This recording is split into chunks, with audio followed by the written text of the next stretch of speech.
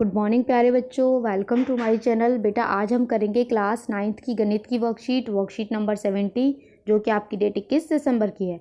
आज की वर्कशीट में भी हम चैप्टर 4 जो है आपका दो चर वाले रैखिक समीकरण, उसमें आपकी वर्कशीट 15, 16, 17 और 18 का रिवीजन करेंगे। चलिए स्टार्ट करते हैं।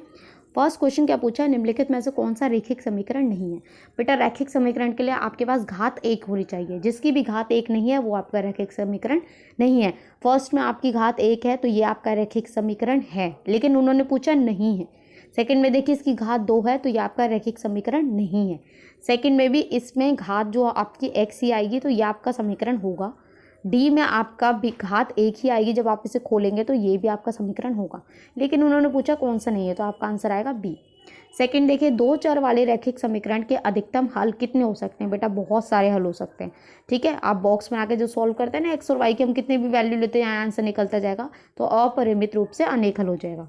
थर्ड देखिए, एक्स इज इक्वल टू 0 का आलेख एक रेखा है जो, अब आप देखिए हम ये बनाते हैं, ये एक्स एक्सिस होता है ये, ठीक है, ये एक्स एक्सिस होता है, ये आपका वाई एक्सिस होता है, ठीक है।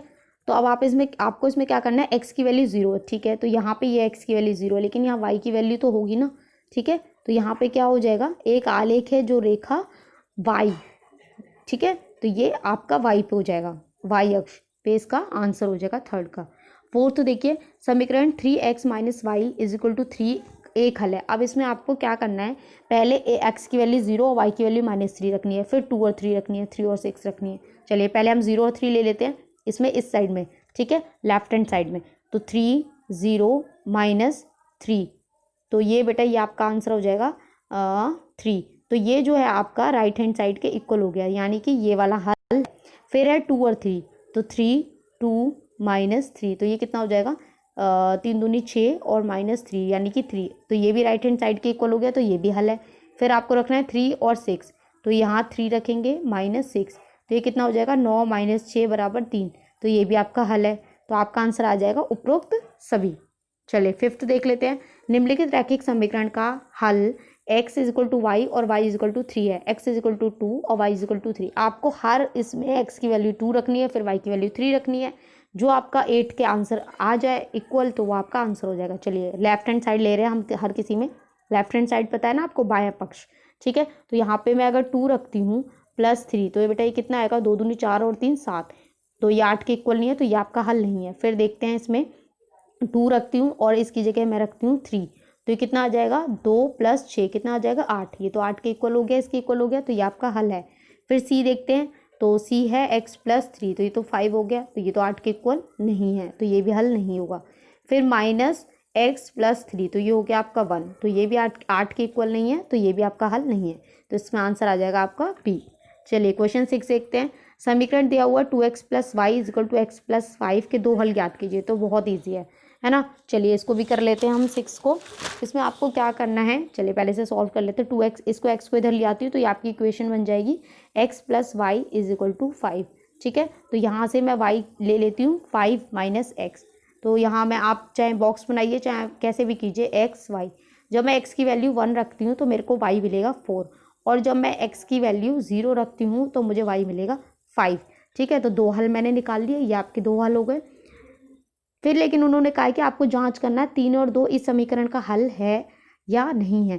तो आप क्या करेंगे, यहाँ पे x की वैल्यू 3 और इसमें x की वैल्यू 3 और y की वैल्यू 2 रखेंगे। तो जांच करने के लिए करते हैं, चलिए x + y बराबर 5, ये आपकी जांच करनी है आपको। तो आप x की जगह क्या रखेंगे 3 और y की जगह 2 रखेंगे, तो कितना आ गया 5, तो ये तो बराबर हो गया, तो ये आपका हल होगा, ठीक है। तो आपके 3 हल हो गए, एक ये और एक 3 और 2। चलिए 7 में क्या है, यदि बिंदु 5 2 रैखिक समीकरण kx + इतने के आलेख पर स्थित है तो k का मान ज्ञात कीजिए। आपको कुछ नहीं करना है, x की जगह 5 रखिए, y की जगह 2 रखिए। चलिए हम रखते हैं, तो ये हो जाएगा बेटा 5k + y की जगह 2 रखती हूँ तो मैं 10 बराबर 10k। तो यहाँ से आप 5k - 10k बराबर -10 हो जाएगा, तो ये हो जाएगा -5k बराबर -10, तो k हो जाएगा 10/5 बराबर 2। तो यहाँ से k की वैल्यू आपकी कितनी आ जाएगी 2, ठीक है। चलिए 8 क्वेश्चन देखिए, समीकरण का आलेख खींचना है तो और जांच करनी है कि ये भी हल है या नहीं, ठीक है। तो इसके लिए वही करना पड़ेगा, हम बॉक्स बना लेते हैं, सॉल्व कर लेते हैं। जब मैं x की वैल्यू 0 रखती हूँ तो मेरा आंसर आएगा y की वैल्यू 3.5, और जब मैं y की वैल्यू 0 रखती हूँ तो x की वैल्यू होगी -7। ग्राफ सभी को बनाना आता है, ये आपका x एक्सिस होता है, ये आपका y एक्सिस होता है, ठीक है। सॉरी मैंने उल्टा बोल दिया, ये आपका x एक्सिस होता है, ये आपका, एक सेकेंड मैं इसको दोबारा बना देती हूँ, कन्फ्यूजन ना हो, ठीक है। ये देखिए, ये हमारा ये हो गया, ठीक है। ये आपका y एक्सिस होता है, ये आपका x एक्सिस होता है। तो 1 -1 -2 -3 -4 -7 कहीं इधर आएगा, और 3 आपका 3.5 यहाँ आएगा, तो आपकी लाइन ये आएगी। लेकिन उन्होंने पूछा है क्या 3 और 2 इसका हल है या नहीं। अब बेटा 3 और 2 जो है ना वो आपका यहाँ आएगा, तो ये इस लाइन पे आ रहा है, नहीं आ रहा, तो इसका आंसर आएगा नहीं है, ठीक है। चलिए, आप तो बड़े बच्चे हैं, समझ के ऐसे कर सकते हैं, ऐसे नहीं है कि पूरा आंसर ही आपको चाहिए। चलिए क्वेश्चन नंबर, अब हमारा क्या बचा है, 8 बचा है। चलिए, नहीं 8 तो मैंने बता दिया है। क्वेश्चन नंबर 9 करते हैं, समीकरणों का हल। तो बेटा यहाँ से देखिए 7x = 16 + 9 25 हो गया, तो 7x = 25 हो गया। x की वैल्यू कितनी आ जाएगी, 25/7, ये आपके फर्स्ट का आंसर हो जाएगा। सेकंड देखिए, सेकंड में भी ऐसे ही होगा, y/2 = -3/2, इसको हम इधर लेके जाएंगे। जब आप इसको सॉल्व करेंगे तो बेटा इसमें y की वैल्यू आपकी आ जाएगी -8। सेकंड का भी आंसर हो गया। थर्ड में क्या करना है, एक बाल दिवस है जिसमें प्रत्येक बच्चे को 5 चॉकलेट देती है और वेस्ट को 20 चॉकलेट देती है, ठीक है। और बच्चों की संख्या x है और कुल बांटी गई चॉकलेट y से बनानी है। तो आपको समीकरण बनाना है पहले, उसके बाद में फिर बताना है कि उसने 145 चॉकलेट बांटी, तो बच्चों की संख्या कितनी है। चलिए अब हम इन सबके आंसर्स देख लेते हैं। देखिए बेटा, ये आंसर हैं, ये मैंने आपको बता तो दिए हैं, मैंने अभी अच्छे से बताया है, लेकिन मैंने यहाँ पे भी लिखे हुए हैं, तो आप यहाँ से आंसर्स देख लीजिएगा अच्छे तरीके से। इंग्लिश हिंदी दोनों में मैंने यहाँ पे लिखा हुआ है, ठीक है। ये देखिए, ये मैंने सब समझा दिया है, ऐसा कुछ भी नहीं है जो मैंने नहीं समझाया है, पर फाइनली मैंने यहाँ लिख दिया है, क्योंकि वहाँ अगर क्लियर नहीं दिखता है, बच्चों को समझ नहीं आया है, तो वो यहाँ से भी कर सकते हैं, ठीक है। ये देखिए, मैंने थोड़ा इंग्लिश में भी लिखा है ताकि इंग्लिश मीडियम वाले बच्चे भी यहाँ से कर सकें। की वैल्यू 2 हो गई। बेटा ये क्वेश्चन नंबर 7 के बाद मैंने 9 कर दिया है यहाँ, इसके बाद है मेरा 8, ठीक है। तो ये आप देख लीजिएगा, ये देखिए 8 क्वेश्चन है। यहाँ पे देखिए ग्राफ बनाया तो हमारी लाइन ये बनेगी, लेकिन उन्होंने कहा है कि क्या 3 और 2 भी पॉइंट है। अब x पे 3 और y पे 2 हम यहाँ लेंगे तो यहाँ आ रहा है, तो ये इसका हल नहीं होगा, ठीक है। आप ऐसे लिख सकते हैं 3 2 जो है वो इसके हल नहीं है। फिर 10 देखिए, 10 मैंने लिख दिया, बच्चों की संख्या x मान लिया है, चॉकलेट मान लिया, ये आपने सॉल्व कर दिया है, तो ये हमारा फर्स्ट का आंसर हो गया। इक्वेशन उन्होंने बोली थी।